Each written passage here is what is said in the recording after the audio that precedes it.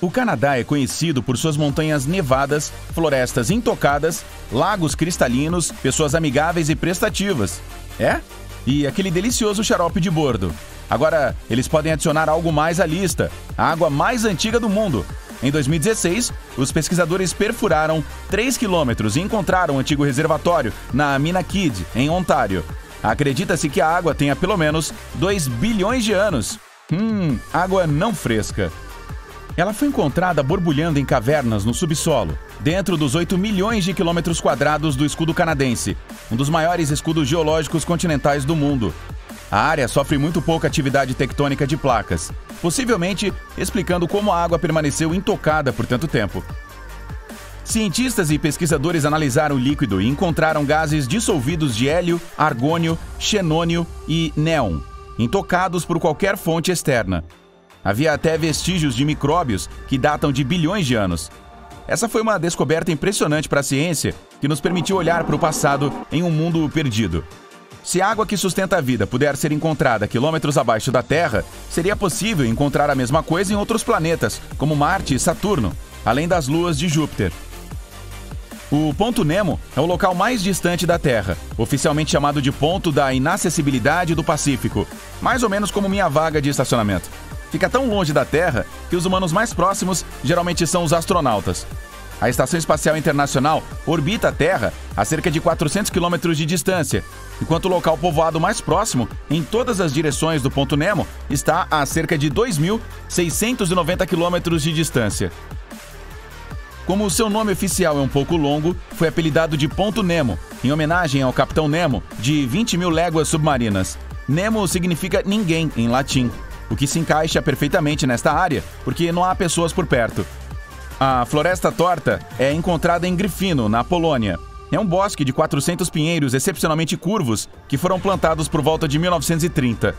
Eles se curvam para o norte em um ângulo agudo de 90 graus a partir da base da árvore, mas em seguida voltam notavelmente para trás para crescer direto para o céu. Algumas das curvas alcançam de 1 metro a 2,70 metros lateralmente, mas as árvores são saudáveis e muitas crescem até quase 15 metros de altura. Esses pinheiros tortos são cercados por uma floresta maior de pinheiros retos. Não há nenhuma explicação de por que eles se curvam desse jeito. As teorias para esse estranho desenvolvimento vão desde as condições climáticas até a intervenção humana, mas ninguém sabe ao certo. O Hamza é um dos maiores e mais largos rios do mundo e fica logo abaixo do próprio rio Amazonas, a uma profundidade de 4 quilômetros. Flui como um pouco mais do que um fio de água em comparação com um grande corpo acima dele. A vazão dos rios amazônicos para o Atlântico é de cerca de 130 milhões de litros por segundo, enquanto o Hamza chega a apenas 3,8 milhões de litros por segundo. De qualquer forma, não há escolha a não ser seguir o fluxo. Ele tem quase o mesmo comprimento do Amazonas em si, 6 mil quilômetros, mas foi a largura que surpreendeu o mundo da ciência. Tem entre 200 e 400 quilômetros de largura, enquanto a do Amazonas é de cerca de 1 a 100 quilômetros. A caverna de cristais foi descoberta em 2000, quando mineiros drenaram água de uma mina de zinco em Chihuahua, México, o estado, não o cachorro. O que os cientistas descobriram foi uma caverna encantadora cheia de cristais de gesso colossais, que tinham mais de 10 metros de comprimento e 1 metro de largura. Eram tão puros que os cientistas não conseguiram descobrir quantos anos tinham, mas eles acreditam ter descoberto uma amostra de bactéria de 50 mil anos dentro de um dos cristais.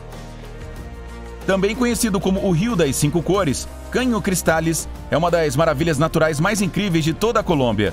A área é repleta de cachoeiras, piscinas e cavernas, mas o próprio rio é a verdadeira maravilha. Todos os anos, entre junho e novembro, ele hipnotiza os espectadores com incríveis tons de amarelo, verde, azul, preto e vermelho para criar um arco-íris líquido. Uma planta vermelha que cresce no leito do rio é a principal causa desse fenômeno único. As outras cores vêm das rochas pretas, algas verdes, água límpida e areia amarela, produzindo um efeito perolado. As cores mudam todos os anos devido ao crescimento da planta, graças à chuva, temperatura e luz solar. Durante o resto do ano, o leito do rio aparece em uma tonalidade verde opaca. Cientistas no Havaí descobriram que algas vermelhas faziam sons na água ao redor dos recifes de coral. Acreditava-se que o barulho vinha do camarão estalando alto, até que os pesquisadores juntaram o som e a presença das algas e começaram a monitorar as bolhas. Como as algas usam a fotossíntese para se alimentar, elas produzem pequenas bolhas que se acumulam em suas superfícies. Quando essas se separam da planta, fazem um som de ping ou estouro. Os recifes podem ser asfixiados e sufocados se forem cobertos por muitas algas. Descobrir que a fotossíntese emite um ruído pode ser útil para a preservação do recife. As algas podem fornecer alertas precoces para que os cientistas consigam impedir que essas áreas vulneráveis sejam invadidas. Depois que chuvas fortes e atividades sísmicas atingiram o Vale da Grande Fenda, no Quênia, em março de 2018, um vasto abismo se expandiu por todo o país. A fenda media alguns quilômetros de comprimento e tinha mais de 15 metros de largura em algumas partes. Essencialmente, estava rasgando a África em duas. A África está situada em duas placas tectônicas, a Núbia e a Somali. Bem abaixo da superfície da Terra, impulsionadas pelo manto ativo, elas estão sendo separadas. Isso cria as enormes fendas extraordinárias que podemos ver na superfície.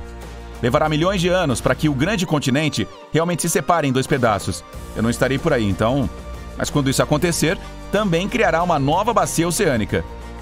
O Eucalyptus deglupta prospera nas florestas tropicais da Indonésia, Papua Nova Guiné e Filipinas, e é como algo saído de um videogame ou filme de fantasia, crescendo até uma altura enorme, de 75 metros em seu ambiente nativo. Essa árvore única tem uma casca que exibe listras verdes, azuis brilhantes, laranja, roxas e vermelhas, à medida que envelhece, assim como eu. Conforme as tiras de casca caem, as cores de árvore mudam e a casca interna verde brilhante é revelada. Perto das belas Ilhas Maurício, no Oceano Índico, há uma vista espetacular que precisa ser vista para que se possa crer. No entanto, você precisará entrar em um avião para ter uma visão panorâmica. O que parece uma cachoeira subaquática é, na verdade, a areia da costa sendo empurrada para fora de uma plataforma costeira alta pelas correntes oceânicas. Ela cai nas profundezas escuras do oceano, na ponta mais alta ao sul da ilha. A maior parte das águas oceânicas ao redor das ilhas tem apenas de 8 a 150 metros de profundidade, mas esse mergulho profundo cai alguns quilômetros, criando a ilusão de uma cachoeira. Essa plataforma oceânica não existia alguns milhões de anos atrás, mas a expansão do fundo do mar a criou recentemente.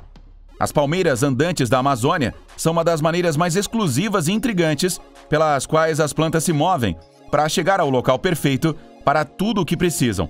Essas árvores andam, permitindo que as novas raízes substituam as mais antigas, enquanto procuram mais luz solar na floresta densa. À medida que as raízes se fixam no novo solo, a árvore se curva em direção às novas raízes, deixando as antigas crescerem lentamente. Viajar para um novo lugar com melhor luz solar e solo mais sólido pode levar alguns anos. Isso ocorre porque elas se movem apenas cerca de 2 centímetros por dia, ou 20 metros por ano. Dá para imaginar isso acontecendo no seu jardim da frente. Você planta a árvore aqui e no ano que vem está ali. Bom, no sul da Costa Rica, 300 esferas de pedra estão espalhadas por toda a floresta.